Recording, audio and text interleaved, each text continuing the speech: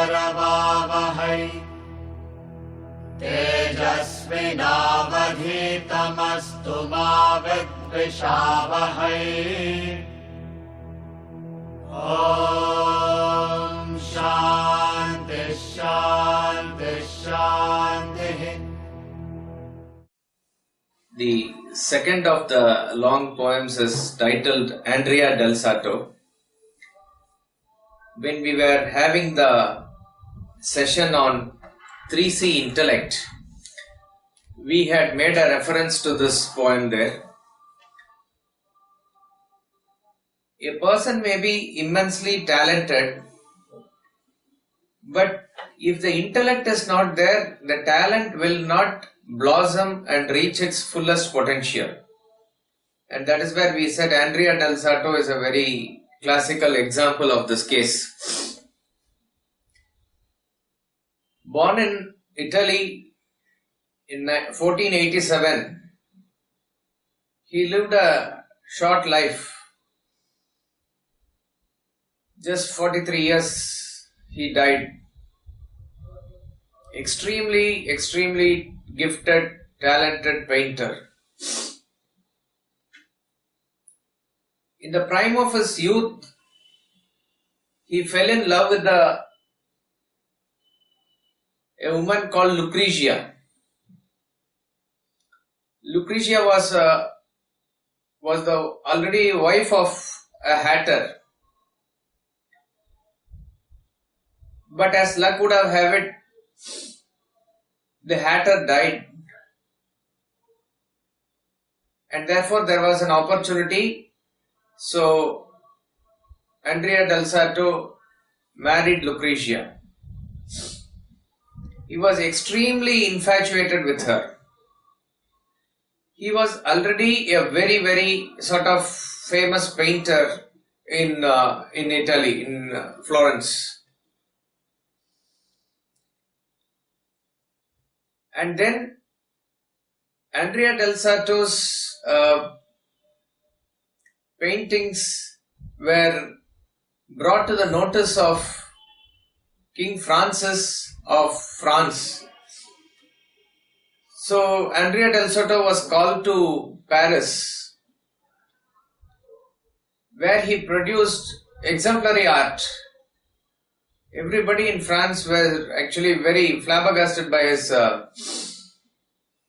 his produce, whatever he produced. But Lucrezia became impatient, and she urged Andrea Del Sarto to return back home. Actually, his career was peaking, you can say, and he would have gone greater heights, obviously, at that point of time. That was a very phenomenal period in his life. But in a very short span, within a year or so, Lucrezia urged that he should come back. And helplessly, out of his infatuation and attachment to her, he came back. The French king agreed for his going and coming back, assuming that it will be a short stay and he will again come back. He gave him a good amount of money also, so that he can promote his art. But the story is that he never went back, and he spent all the money gave by the king to buy a house for himself and his wife in Fiesole, a suburb in Florence. And from there onwards is a downward spiral journey was there in his life. And this poem is talking about his life as told by himself. That is how Robert Browning creates a very dramatic monologue. Commentators say that of all the various poems, we have not read various poems that Browning has made and various characters that this is one of the styles that he makes the characters speak in a sort of a monologue. Of all the characters, this probably is very, very uncharismatic, very pessimistic is Andrea Del Sarto. But probably that is where Robert Browning has succeeded in portraying a character as to what will happen to a person when he is completely devoured by this attachment. In the last poem we saw a woman's infatuation to man, where Laodamia was very much attached to her husband Protesilaus. But obviously Protesilaus was seeking higher glory, and therefore he attained whatever he attained, and Laodamia could not probably keep up to the level of Protesilaus. And the poem centered around the great gems of wisdom that Protesilaus gave to Laodamia. That's how Wordsworth has made that poem. But this poem I really do not know how to take. Neither, should you expect any great message after message coming here. Not at all. This is a poem that you must simply visualize and go along with the monologue of Andrea Del Sarto and feel the agony and pain that he goes through. And I think that is where Robert Browning has succeeded. One or two here or there will be some quotations that we can take up for further contemplation. But otherwise, it is talking about his mood swings. It is talking about his extreme pessimism. This poetry also talks about the resignation of the painter Andrea Del Sarto. And in and through all these things, because of the attachment, he is still not able to leave the object of love. At least having lost everything in his life, whether it is fame, whether it is his money, whether it is youth, whether it is his art, inspiration, for whom did he sort of give up all? Give up means not voluntarily. For whom he was ready to forgo all these things. Did he at least get that lady love? No, that is also not the case. And that is what is the extreme tragedy of the painter here, the Andrea Del Sarto. So this poetry only reveals or picturizes, gives a very graphic description of the state of mind of a person who is extremely attached, how he is consumed by himself and he has absolutely no energy for anything else, no inspiration for life at all, and he mechanically goes through the motion of life. That is what we need to probably understand in this poem. There's not much any explanation or anything. As I said, we have to go through the motion of the poem. That's all it is. Various other painters of his time, maybe also they lived a short life, but they are quite famous for their paintings. Leonardo da Vinci, Rafael, Michaelangelo are the poets or the artists that they are compared with Andrea Del Sarto here. And at one point, one of them, Rafael, who was like a contemporary, he even admits the greatness of Andrea Del Sarto. But all the other poets are well known and they have got probably their deserved place, but not Andrea Del Sarto. What could be the reason? This is the reason, that he succumbed to his own attachment. That is how it completely drains you away, and finally it will not even give you that object of desire also. So there will be a complete loss everywhere. So when it is exaggerated to a point of a great painter's life like this, we should understand. So this poem is talking about a man's infatuation towards a woman, and as I said, it is just a monologue in a very melancholic way that Andrea Del Sarto is talking. Only he is talking throughout the poem. Nobody else is there. We'll just go through the poem. Andrea Del Sarto. But do not let us quarrel anymore. No, my Lucrezia, bear with me for once. Sit down and all shall happen as you wish. You turn your face, but does it bring your heart? I'll work then for your friend's friend. never fear. Treat his own subject after his own way. Fix his own time, accept to his own price, and shut the money into this small hand. When next it takes mine, will it? Tenderly? Oh, I'll content him. But tomorrow, love. See, the poem starts with the picture of them quarreling. Lucrezia and Andrea Del Sarto quarreling. So he is saying, let us not quarrel anymore. What is the quarrel about? We really do not know. But in the poem, we also find out that this lady, Lucrezia, has found another love, which is probably her cousin also. And that cousin has a friend. That friend has some debts. So that friend is asking this cousin, can you help me? And so therefore this cousin is using his influence on Lucrezia to make Andrea Del Sarto paint for her. See, imagine a painter who is to be a royal painter in the palace or something. What is his position now? That he has to oblige to paint for a person who is not anyway connected to him. His wife's cousin's some friend. So that's what he says. No, Lucrezia, bear with me for once. Sit down and all shall happen as you wish. Now then you say, then she's turning her face. Obviously not all the romance and everything is gone. She's disgusted with him. And in fact that is what will happen.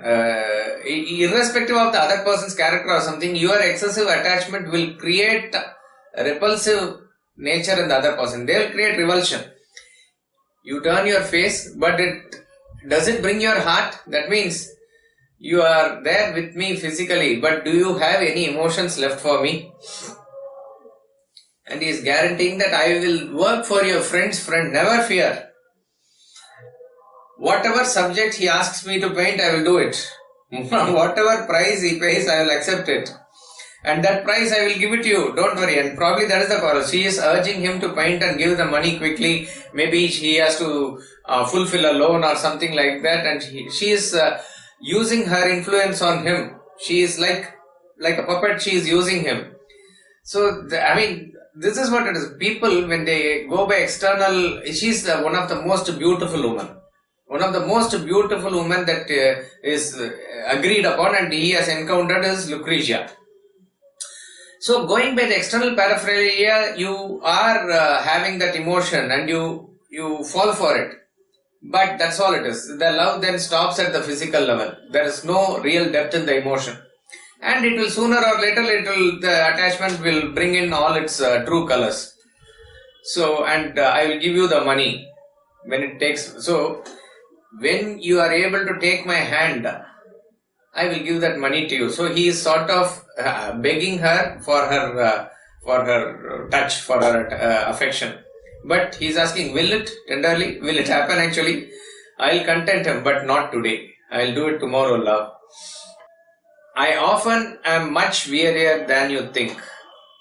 This evening more than usual, and it seems as if, forgive now, should you let me sit here by the window with your hand in mine and look half hour forth on Fiesole, both of one mind as married people use, quietly the evening through.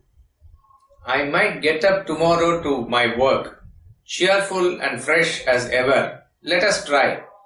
Tomorrow, how you shall be glad for this. Only the first line needs a little more attention here. I am often much wearier than you think. What will attachment do to a person is this, that it will completely tire you of all your energy. It will take away everything. You will feel extremely tired. What tires a personality is his mind. And when a mind is completely infatuated and attached, it always constantly goes into the worries and anxieties only. It is centered around that object of love only. But unfortunately, that completely makes you not be in the present, which is the source of all energy. So he is very pathetically saying that I am very, very tired. And see, the thing is, Of course, every art and every profession has its own effort. Sometimes FIDE chess tournament is coming. Chess is a game that is played across table, sitting in one place. But you know how much energy is required for that? It's phenomenal actually. It is all using this thing here. Okay.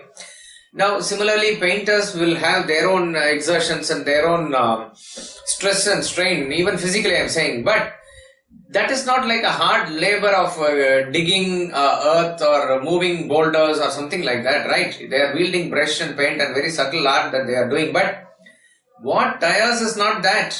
What tires is the mind. And that is what we need to always remember. I am much wearier than you think. And so what you do, you only sit with me in this window. Give me your hand, I'll hold my hand.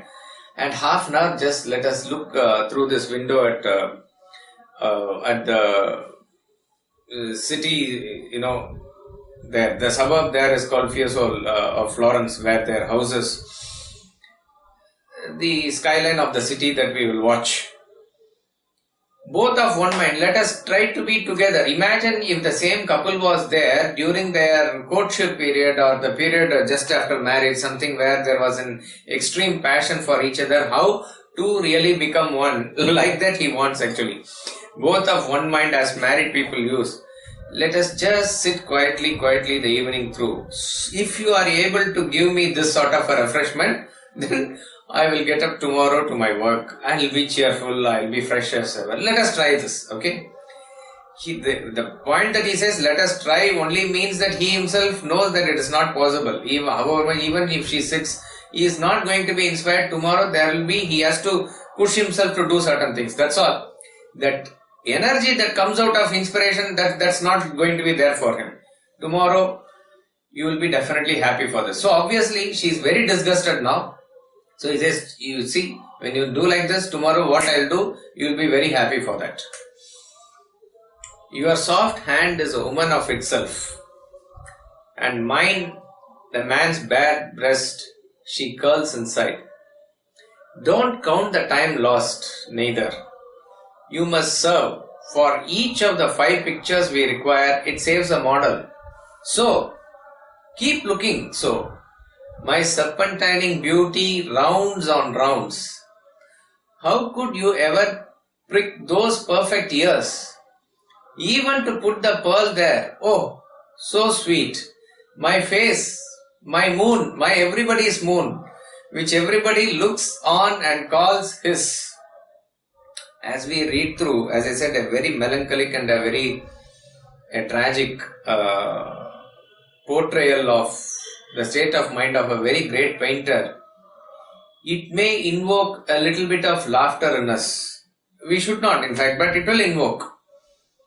You have to only put yourself in his position to understand what he is going through. Very, very tough. But why does it evoke a laughter? In Bhagavad Gita, Sanjaya reports, Arjuna has sat on the chariot and he says, I will not fight. There, Sanjaya says, Prahasanniva. Krishna is Prahasanniva Bharata. As though he is smiling. Now, why is Krishna smiling? There could be various reasons. Before Krishna starts his lecture to Arjuna, Ashochanam Ashochastam, before that verse, before the actual lecture starts in the 2nd chapter, verse 11, verse 10, he says, Prahasanniva. Prahasanniva means as though he is smiling. Why is Krishna smiling? We do not know. Could be for various reasons. One is that he has understood what exactly the problem of Arjuna is. So there is a satisfaction. And the satisfaction is also that I know how to bring this person out of this. So the doctor says, you have this problem, that problem. Ah, I see. And he smiles. That means he has understood what is your exact problem. And he knows what medicine to give. So he is there. And second and most important thing is, the condition of Arjuna, very pitiable at that point of time, evokes a laughter in Krishna. Of course, you don't laugh at the face, but you internally feel it. Why? What a contrast. What a great Arjuna. Commander-in-chief. Everybody looked up to him. A very great soul, unselfish person, a great warrior, fearless person. suddenly crying and sitting down and in one place and not ready to, trembling and horripilation, not able to do anything. That contrast, if it is there, it will create a laughter. Like suppose you see a husband and wife walking on the street, one is 6 feet tall, another is argument say 4.5 feet. It will immediately, the disparity will create a sense of humor, a laughter will be there. So whenever there is a disparity of extreme proportion, it will create a sense of laughter in you. That is what we understand in this poem. You know, such a great painter, such a great talent, and here he is completely unable to do anything, not having energy. This sort of a contrast is what you need to picturize. But I mean, you have to feel for him, that's all it is. His hand, he wants her, her hand he wants to keep inside his hand, and he gives a very romantic example for that. He says, just as how a woman will curl on, in the man's chest, like that, he wants to have her hand inside his, and this is something of a very positive, a happy mood that he wants to create like this. Unfortunately, he is like begging for that. And he says, when you are sitting here, don't count how much time is lost. Why is time lost? Is actually that cousin who she is in love with now. He is already sending signals for her to come out, and she is wanting to go out. But this person is desperate and making her stay with him for the evening. And he says, don't think that by sitting here, and she could have told you, why are you wasting time with me? Go and paint you. Maybe she meant it, or she sort of implied it. He says, don't worry. You don't count on the time that is lost. Because that you are here like this, and I am looking at you, this beautiful figure and a face that you have, it saves a model. Suppose if I have to search for a model, and with her help, based on the mutual convenient time of everybody, I must use her a model and paint, how long it is going to take. But that is saved for me. Why? You are here. It saves a model. So you keep looking so. My serpentining beauty, rounds on rounds, he is now only outpouring his infatuation. You have very perfect ears. Your entire features are very perfect. How can you even pick those perfect ears? Even if you want to put a pearl there, it should be left as it is. That means it cannot be damaged even to that extent. You have to only understand the way in which he is saying all these things. Oh, so sweet. My face, my moon, my everybody's moon. There is a, what to say. Whether he deliberately means it or not, we do not know. Maybe he means it, because in the next line he is going to say, which everybody looks on and calls his. I think the moon is for me, but actually the moon is for everybody. So he thinks that Lucrezia is only his, but that is not the case. He has already lost her, right? So my face, my moon, my everybody's moon, which everybody looks and calls his. And I suppose is looked on by in turn, while she looks no one's. Very dear, no less. You smile? Why? That's my picture ready made. That's what we painters call our harmony. A common greyness silvers everything. All in a twilight. You and I alike. You at the point of your first pride in me, that's gone, you know. But I at every point, my youth, my hope, my art, being all toned down to yonder sober pleasant Fiesole. Continuing with how he described the moon, he says, my moon, everybody's moon, and I suppose is looked on by in turn. Everybody takes turn to look at the moon. While she looks no one's. The moon is not looking at anybody. The moon is by itself. And that is exactly the position of Lucrezia. She is not bothered about what he is saying, whether somebody looks or not looks. She, at least as far as he is concerned, she is just not there. Maybe physically she is sitting there, that's all. She is actually very disgusted, and her attitude towards him is in a very condescending way. Very dear, no less. Even though moon does not Look at me, it is still dear to me, no less. You smile, she is giving a very, very condescending smile. She looks down upon him and gives a very plastic smile. Why? That's my picture ready made. And that's what we painters call our harmony. Once, you suppose, in taking a photograph, you take it and you say, smile, click, immediately the picture is frozen and it comes like that. So, in and through all the moods, suddenly she smiles and that picture is frozen for him and he says, that's enough, my picture is already made. And that is what the painters call as her harmony. Harmony means the object of the painting and they are met in the same frequency. Now for him this is the right creative mood for him to come out with it. So once she is able to smile like this, he says, that's all is required, nothing else is required for me now. A common greyness silvers everything. This line, you underline this line, it only means, it talks about a complete melancholic picture that it only talks about a very pathetic way in which she condescendingly looks at him. So it is all greyness all around there. That's what, in that greyness one smile is there like that. That's all it is. So as I said, all this really cannot be explained. You have to just visualize. And he says in that, so what do you associate the greyness with? It is in a twilight mode. All in a twilight. Everything is in a twilight. Twilight means it's in a setting phase. It's in a completely going to go now. What is in a twilight? You and I like. Each and everything, including you, me, everything is in a twilight. But for her, what is the twilight? You at the point of your first pride in me, that's gone. Her love for him in the initial days. Her pride in the work of Andrea Del Sarto, which sort of everybody was attracted and probably she was also attracted, which she was holding at pride in the beginning, that is in the twilight now. She no more considers him with any value at all. If at all any talent he has and she knows, she only uses him for her own selfish purposes in some way.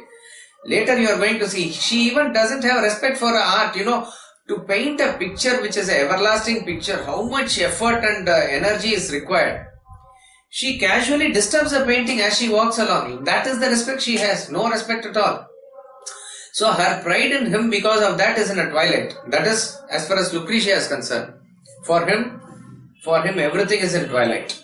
Next 10 lines are going to talk about only that. He is picturizing the twilight mood of the Florence time, that suburb, that city, and he compares it with that twilight of Andrea Del Sarto. He lived 43 years, but already he is talking like a very old person. So aging is that way it is. When you are attached to anything, you age very fast. No energy at all. So his youth, his talent, his energy, everything is in the twilight. His career, everything is in the twilight. But I, at every point, my youth, my hope, my art, all being toned down. Completely, it's all toned down now to yonder sober, pleasant Fiesole. That's the bell clinking from the chapel top. That length of convent wall across the way holds the trees safer huddled more inside. The last monk leaves the garden, days decrease, and autumn grows, autumn in everything. The whole seems to fall into a shape, as if I saw alike my work and self, and all that I was born to be and do, a Twilight-Piece. Love, we are in God's hand. How strange now looks the life He makes us lead. Very, very sad picture of his own life, and he is able to picturize his life from what he sees outside. What he is seeing outside is the season is changing into autumn and the day is also setting into twilight, complete darkness everywhere. darkness descending everywhere is what he feels that darkness is descending in his own life also.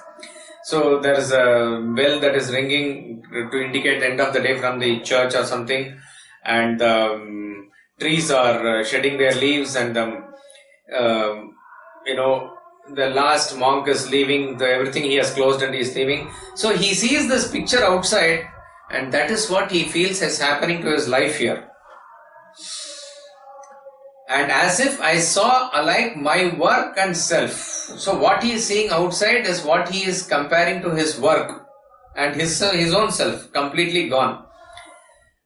And all that I was born to be unto. He was born to be a great painter and produce great paintings. Everything is finished off. It is in twilight, in a very, very descending phase it is. A Twilight-Piece. He is referring to himself as a Twilight-Piece.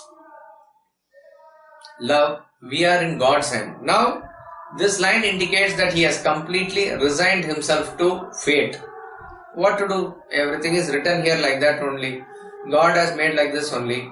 See, this is how we come. When a person is not able to confront the challenges of life, and not confronting the challenges based on his own loss of energy due to his mind's attachment and other thing, you resign everything that this is how it should be, and you are helpless and you go along with the flow, meaning you have no choice at all. That way you are completely bereft of everything that you possess, and there is nothing for you to look forward to in life. But no doubt at any point of time we can say what we confront and what we get being dished out to our life is sort of a fate, is sort of a destiny. That destiny is coming according to your past actions. God is not somebody who is dishing out good to one and bad to another haphazardly. No, not like that. Each and everybody gets whatever he deserves at any point of time, and whoever gives that fruit of action to you is the supreme God. Now, what and how we will encounter what in life we do not know, because all our past we really do not know. But there can be a pattern where we understand in a certain way you have gone along with life, you know exactly what is coming there. With a clear intellect, even a superior intellect who knows your life in and through, he will be able to easily predict. It is nothing to do with astrology, it is nothing to do with your horoscope or anything. It is the way in which your karma will span out like that, its fruit. But what you encounter in life, you have to accept it. Fine, that is a very good attitude. But how you accept it is in your hands, in the sense that is why Vedanta is a very optimistic philosophy which enables you to create a great future out of your present actions. That is, that choice that being given to us, we must utilize it fully. Like what is served to you as a deal in the card game is not in your hands, but how you play the game with that cards is in your hand. Take for example, in Ramayana, Rama is going to be coronated the next day and he is prepared for it. He is not somebody who is wanting to shun away the kingdom and the duties and responsibilities with that. Next day, he is told that he has to go to forest. Absolutely, he takes it in extreme calmness. In fact, Lakshmana is there with him. He is for a moment completely taken aback means he is in awe, in wonder with Rama's equanimity. He couldn't say anything.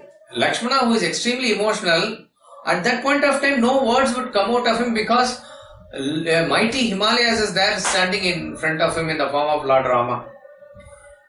And once he goes to the quarters of Kaushalya, that is where Lakshmana is shouting and jumping up and down, and there is an excellent conversation between Rama and Lakshmana there as to how things will span out, whether it's the God's will that will finally work out, or whether it is a human has his will or not. Can he not do things by himself, take charge of the situation? So Rama consoles finally Lakshmana by saying that fate is very powerful, man. But what is interesting is Rama in the Ramayana is finally going to prove what is the power of human's will when he makes even superhuman effort to retrieve Sita, fight Ravana single-handedly. All those things he is going to show. But for the present moment he is saying, in order to honor Dasharatha's words, in order to honor the great truth and the words and Satyam, he says we have to accept fate as it is and shows a remarkable sense of renunciation. That is why, in Ramayana, we don't see sannyasi's character because that itself comes much later in Indian parampara or history. But remarkably, all the characters show a great sense of renunciation. Rama shows, Sita shows, Janaka is a picture of renunciation, Lakshmana shows, people of Ayodhya show, Bharata is the picture of renunciation. So each and everybody there is a picture of renunciation, and therefore you are not consigning yourself to fate helplessly there. There is a remarkable sense of renunciation. That is not the case here. He is helpless and he is completely lost, as though a complete taking the position of a loser in the life. We are in God's hand. How strange now. Look, he is written the fate for me like this and he is making us lead this. All this is not coming out of the conviction of surrender or something to the Supreme Lord. He is coming out of helplessness of his own situation. So free we seem, so fettered fast we are. I feel he laid the fetter, let it lie. This chamber, for example, you turn your head, all that's behind us you don't understand, nor care to understand about my art. But you can hear at least when people speak. And that cartoon, the second from the door, is the thing, love. So much things should be, so such things should be. Behold Madonna, I am bold to say, I can do with my pencil what I know. The first sentence is wonderful. So free we seem, so fettered fast we are. Attachment or bondage is an invisible rope that binds you with the object of your attachment. It is going to cause you immense harm. It is going to cause harm to the object of attachment also. We seem to be very free. Human being seems to be extremely free and he has got his choice of action and everything like that. I can do anything. But we are fettered, we are bound by our own actions. And then that samsara that we create, then there's no space at all for us to move. Unintelligent attachments, entanglements that we create for ourselves is called as samsara. See, what is interesting is, when a person uses the word surrender, when we surrender to a higher ideal, when we surrender to God as it were, that is when actually we are free. It is a paradoxical term. Surrender means we think that we are losing our freedom, but ironically, surrender gives us full freedom. And sort of a licentious freedom gives way to bondage. Suppose you give money to a young child and you say you are free to do what you want. None of the classmates have so much money. Your son has money and he can buy whatever sweet he wants. Like that, he seems to exercise his freedom vis-a-vis others who don't have that freedom. But what happens eventually? He may become a slave of that sweet that he buys. That's what will happen. So free we seem, so fettered fast we are. We don't realize. We don't realize how and when we get into this relationship and samsara and the mental bondage. But we do get into it very thick and very fast. By the time we realize, we are completely shackled. But it is all key-laden. So whenever we don't understand whatever we have done, we put the blame there. It is all because of God. Okay, let it lie like that. And then he talks about her value towards his own paintings. You just look around this room, this chamber. You don't understand. You don't even care to understand about my art. But at least, okay, you may not know. It requires, suppose, another painter will know the greatness of this painter. One cricketer will know another cricketer. One musician will know another musician. Okay, you may not know at least, but you know at least others who have talked about this art, my talent. You can hear at least when people speak. And that he is referring to some painting, the cartoon from the second door. That is the thing, that some masterpiece that he has created. That is the thing. That is how it should be. Behold Madonna. Madonna is Virgin Mary. Various painters have painted it. Okay. He's going to talk about the painting later also. We'll come to that. I am bold to say I can do with pencil what I know, what I see, what at bottom of my heart I wish for. If I ever wish so deep, do easily. Do easily too. When I say perfectly, I do not boast. Perhaps yourself are judge, who listened to the legates talk last week, and just as much they used to say in France. At any rate, it's easy, all of it. No sketches first, no studies. That's long past. I do what many dream of all their lives. Dream, strive to do, and agonize to do. See, this may seem like he is egoistically talking of himself, but he is talking factually. That's why he himself says, in the last slide that we saw, with the pencil, what all he can do easily, he was saying, whatever I see from the bottom of my heart, if I ever wish so deep, I will do it very easily. Once I am able to capture it quickly, I will do. And how? Very perfectly I will do. I do not boast. Suppose if a person says, Usain Bolt says, I am the fastest runner. Irrespective of, we need not analyze from what angle and all he is saying. But when he makes a statement, it's a statement of fact. That he is the fastest runner. There is no doubt about it. Like that, he says, I can do it very easily. That is his talent. That is the talent of Andrea Del Sarto. And he's saying, I do not boast. You can judge. How you can judge, Lucrezia? Who listened to the legate's talk last week. There was somebody in the church who was in a premier position, and he was talking about the works of Andrea Del Sarto. At least to that person you can have respect and you can listen to what he said, right? And not only him, and just as much they used to say in France. Referring to his 1 year of stay in France earlier, where each and every person there was completely sold out. And they, as I said, that was the peak of his career. It was going upwards and everybody was wonderstruck at the painting of Andrea Del Sarto. So she knows all those things. And at any rate, it's all easy. No sketches first, no studies, that's all long past. See, the painters, what they used to do is, because we know one of our class member, he is a very gifted painter. He even has painted portrait of Swamiji Sunandaji and academic class and all, and framed and given to them. Wonderful. He has got that talent, and all that thing also it takes time to do it. It is his passion. He works in a software company, but it is his passion. But when I used to take classes in his house, and he has shown his sort of, in the same room is converted like a studio, and he used to have all the setup there and paint. As he painted more and more, sketches and everything came much easier to him. But initially he used to show that he used to make grid diagrams and make initial sketches. Then he can do it with a light thing so that he can correct it. All those things were there. This is all required. It's like a beautiful composition and you are laying foundation for that and it's coming out. But Andrea Del Sarto is so talented and he is so expert in that. He doesn't require any of this. No sketches, no studies, that's all long past. I do what many dream of all their lives. So many want to create so many great pictures and they dream of entire life and they try to, not dream, they strive to do. They are extremely putting all the effort to do.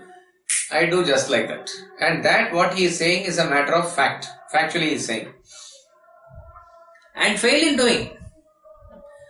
I could count 20 such on twice your fingers and not leave this town. Who strive, you don't know how the others strive. To paint a little thing like that you smear carelessly passing with your robes afloat. Yet do much less, so much less. Someone says, I know his name no matter. So much less. Well, less is more, Lucrezia. I am judged. There burns a truer light of God in them, in their vexed, beating, stuffed and stopped up brain. They try so much all their life and they fail doing it, which I can do just like that.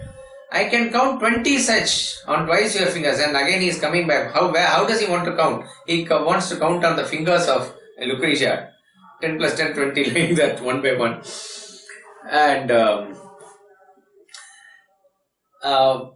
others strive to do a painting which, as I said, you carelessly smeared. As she was walking, her robes, what he has done, it is flying along, and the paint was wet probably. He is one of the greatest fresco painters, which is wall painting on dampness. It has to be done, and maybe before it has been fully finished and dried or something, she walked past, not even realizing her dress has gone smearing that. Carelessly passing with your robes afloat, yet do much less, so much less. They cannot, however much they try, they cannot produce anything like that. Compared to that, what they produce is very less. Well, less is more, Lucrezia. Very short and pithy statement he makes. That means one who has got less talent than him, who are average painters, who are all like that, they are more. Rare is a painter like Andrea Del Sarto. Less is more, Lucrezia. I am judged like that. But here is the saddest part. Even though the painters may not have that extreme finesse and perfection as Andrea Del Sarto has, there burns a truer light of God in them. He says they are much more inspired in there, and that is getting revealed in their painting. So what he says is, even though his paintings are all very perfect, it is sort of lifeless, it is soulless. That is missing in his painting. Why? That inspiration of that art, which is a product of the Atma within, that is lacking in him. That is why even he is very much wanting somebody like Lucrezia to pep up him and give that inspiration to him. It won't work like that. You have to ultimately find out that inspiration within you. Any art is a product like that only, which pours out of a person. Be it music, be it dance, be it paint. Art is that which comes out of the heart straight like that. There burns a truer light of God in them. In their vexed, beating, stuffed and stopped up brain, heart or whatever else, then goes on to prompt this low-pulsed, forthright craftsman's hand of mind. Their works drop groundward, but themselves, I know, reach many a time a heaven that's shut to me. Enter and take their place there sure enough, though they come back and cannot tell the world, my works are nearer heaven, but I sit here. The sudden blood of these men, at a word, praise them, it boils, or blame them, it boils too. I painting for myself and to myself. In this set of lines, you can see the extreme mood swings of what he is talking. He is not extremely clear of what is, but what he is saying is, whatever you say, brain or heart or whatever it is, there is something which is prompting them to do certain creative things like that. That is how they are inspired and doing. Okay, that's what he says in the beginning. This low pulse forthright craftsman hand of mine. So that type of inspiration is not pushing my hands here. But their works drop groundward. Their talent and their output and their product may not be as perfect as mine. But they themselves, I know, reach many a time that heaven. In that work, in that inspiration, when they lose themselves in that art, they reach heaven. Swami Ramatita says that is how your work should be. Yeah, a painter should become the paint himself. A musician must pour out himself that he becomes the music himself. That is when the best of your thing comes out, because your ego is completely absent. And only when the ego is absent, then you can say that you are truly inspired. One of the wonderful lectures of Ramatirtha, Swami Ramatirtha, he says, you should be inspired about your work, and that inspiration, finally, the source of it all is the Atma within. And that is what he says others have found out, right? And therefore, they reach there, they go to heaven. Though they come back and cannot tell the world. Okay, you can even assume that it's a momentary inspiration for them. We are not saying that Rafael and Michaelangelo and others are realized souls. But at the time of the art or something, whatever is the product that has come out, which is full of soulful pictures, which has even outlasted their lifetime and living even now, that is a product of inspiration. Where they have reached, they may not be able to come back and say, but that is. But again he is saying, but you know what? I'm painting for myself and myself. I am satisfied just for the paint for paint's sake. Something like that he is talking. So he is saying others may sometimes get affected. If somebody praise also they get excited. Somebody blames them also they get excited. But I am not like that. He is justifying his indifferent attitude by saying that I am painting from myself and to myself. Know what I do, I am unmoved by men's blame or their praise either. That is how ideally it should be. Know what I do, I am unmoved by men's blame or their praise either. Somebody remarks, Morello's outline, there is wrongly traced, his hue mistaken, what of that? Or else rightly traced and well ordered, what of that? Speak as they please, what does the mountain care? Ah, but a man's reach should exceed his grasp. Or what's a heaven for? All is silver grey, placid and perfect with my art, the verse. I know both what I want and what might gain. These words per se you take are talking beautiful philosophy. Whether it is coming from the depth of the experience of Andrea Del Sarto, that we may not say, that may not be the case. But these lines are wonderful. So ideally how it should be, that you pour out your talent and bring the best of what you can produce in an inspired state, like a nightingale perched on a branch will sing. You are not bothered about anything. Let them praise, let them blame. It should not really touch you. Just as a mountain will not be touched, it's rock seated in a place. And that is why he gives the example of the painting of Morello. It's a mountain that he has painted, a hill. Somebody says that is wrongly traced. His hue, the color is mistaken. What of that? What of that? What of that? Underline that. What of that? Exactly it translates into Sanskrit as Tata Kim. What of that? Tata Kim. Beautiful Guru Ashtakam, I think. In Guru Ashtakam he says, I am the greatest man. I have got all the wealth. I have done this. I have done that. But if you have not got Guru's grace, Tata Kim, Tata Kim, Tata Kim, Tata Kim. That's what it says. I am the king. I have so much knowledge with me. I have so much power with me. I have so much people around me. So what? Tata Kim, what of that? What of that? So he says, what is the big deal? What of that? That's why I am saying you take these words per se. They are wonderful words. But Andrea Del Sarto, in fact you can say Robert Browning is saying this. Robert Browning is saying, what of that? Let them speak as they speak. Does the mountain care? That should be the attitude. There is a difference between being indifferent and being detached. This is actually the state of being detached. But whether Andrea Del Sarto is speaking from that state, we really cannot say. You have done the best of your ability, not worried about the fruit of action, not worried about whatever is coming out of that censure or blame or money or no money or anything. What of that? You are extremely satisfied by doing what you ought to do. And here is a very beautiful statement.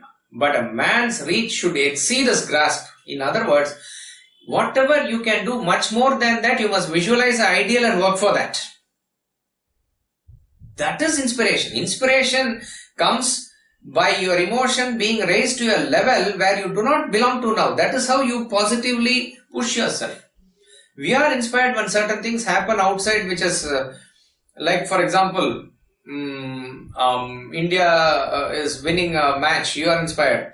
Or there is a war, Kargil war, and you are inspired about supporting India. Why? You are normally working for me and myself, and suddenly there is a call of the country, you are inspired. Your emotions are into a higher level. So external prompts can inspire you. But ultimately, you have to find that inspiration from within, for which you have to absorb yourself in self-knowledge. There is no other way. If a person is like that, that is why you see the product that has outlasted many centuries, whether it is in the form of temples and paintings and art and music of this country.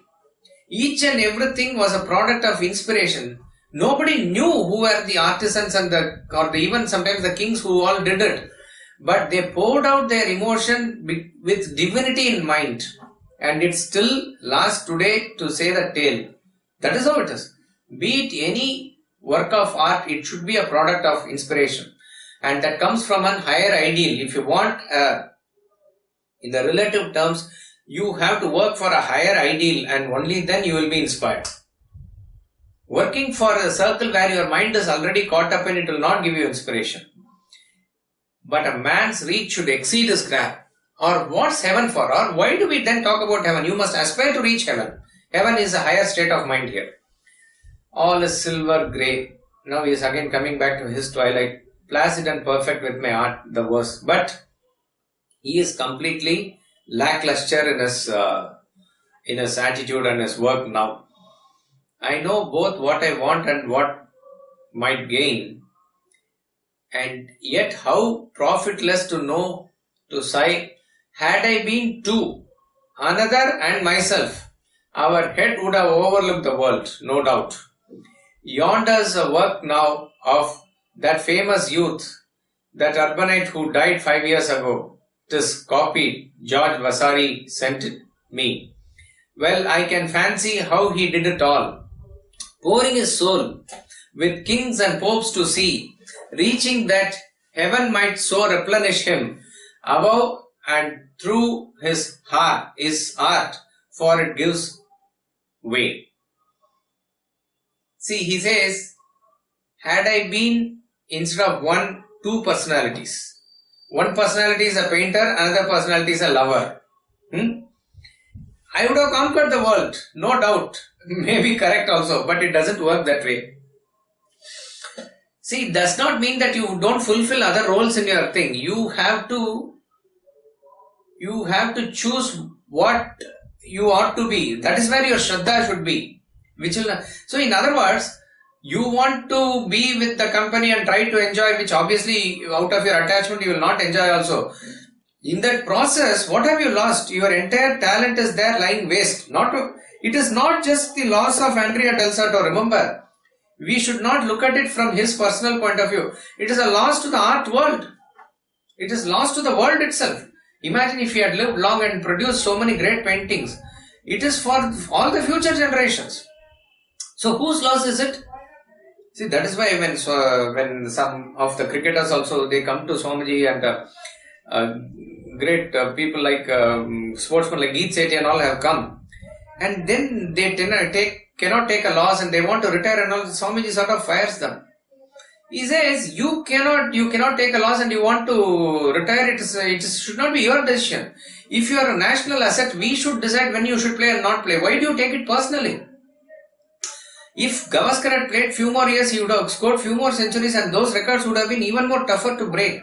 Why don't you look at it from India's angle? Why do you look at it from my personal angle, everything? Like that it is. So you have to choose what is, that is where the choice of action, the intellect and all should be there. But obviously that is not the case. And that yonder is a work now of that famous youth. Now he is showing another work of the other famous youth who is Rafael. Is contemporary, 4 years elder to him, and he also died very young. And that copy of his work, it is sent to him by another painter called George Vasari, and he is another one who has also noted down the incidents in the life of great artists, including Andrea Del Sarto. So George Vasari's works are a source for even Robert Browning and others when they wrote this poem. He says, I can fancy how he did it all. I can understand, I can fancy how Rafael did that painting. Pouring his soul, others are seeing, but he is pouring his soul into that. Reaching that heaven might so replenish him. So he is recharged by that inspiration. Above and through his art, for it gives way. That arm is wrongly put. Now he is looking at critically that piece of painting which is sent to him for his comments, for his review. That arm is wrongly put, and there again a fault to pardon the drawing's lines. Its body, so to speak, its soul is right. He means right, that a child may understand. Still, what an arm! I could alter it, but all the play, the insight and the stretch out of me, and wherefore out? Had you enjoined them on me, given me soul, we might have risen to Rafael, I and you. Nay, love, you did give all I asked, I think. That arm, it is there in the painting, that's wrongly put. There's a slight mistake there. And there again, that can be pardoned. It's just a fault. It is the body of the painting. But he says the soul is right. He can understand the feeling that is getting expressed out of it. So the way in which Rafael has produced that painting, that is there. And that is meaning is right. But still the arm, he says. So that means he is not able to peg himself at the level of the soul and the inspiration where he should be. He is coming and looking at the perfection only. He is dealing it from the earthly point of view. That's all it means. And he says, I could alter it. I could alter it. Just like that I can alter it and make the correction. But when I make that correction, he is afraid that he will not be able to match the inspiration in that picture. That is out of me. That's out of me. If only you had joined me and given me that inspiration, we would have also risen to the level of Rafael, he says. Very, very sad, pathetic again. But then he says, no, anyway you gave. Nay, love, you did give all I asked, I think, more than I merit, by many times. But had you, with the same perfect brow and perfect eyes and more than perfect mouth and the low voice my soul hears as a bird the fowler's pipe and follows to the snare, had you with these same brought a mind, some woman do so. Had the mouth there urged, God and the glory, never care for a gain, the present by the future, what is that? Live for fame, side by side, agnolo. Rafael is what? Waiting. Up to God, all three. I might have done it for you. He says, you must have inspired me. But again, his infatuation and attachment completely becomes weak, and he says, but you did do. You have this perfect brow, perfect eyes, and more than a perfect mouth also. But from that mouth, whenever you say something, I hear that only. And just as a fowler, a person who catches the bird, he uses an instrument and gives the music, and the bird invariably follows him, and then it is caught. Like that I am caught, he is saying. I follow you and I am caught. With all the perfect features, if only you had brought your mind. That means she was there with him physically. Obviously, her love for him is completely lost. She is very artificial in her relationship with him.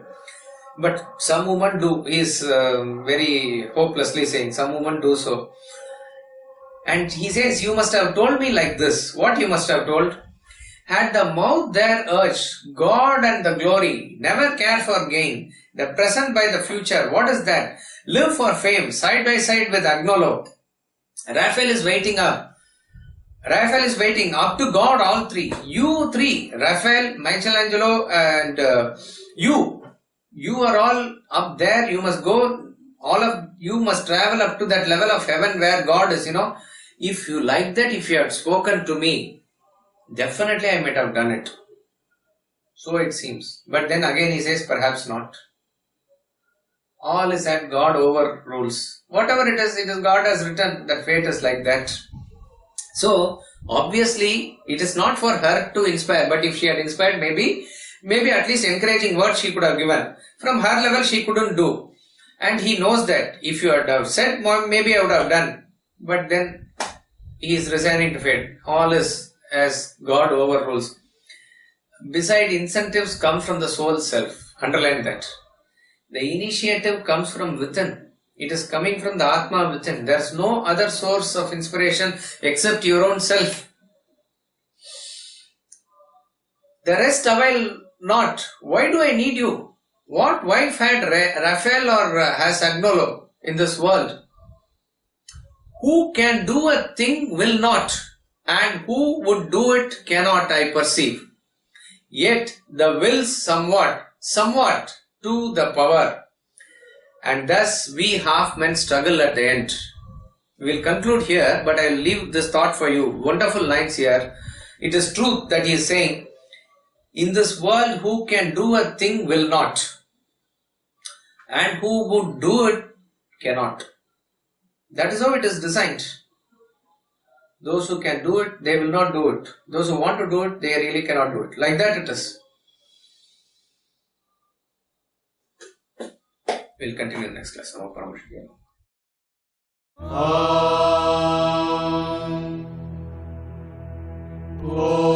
Purnamada Purnamidam Purnat Purnamudachyate Purnasya Purnamadaya Purnamevavashishyate. Om Shanti Shanti Shanti.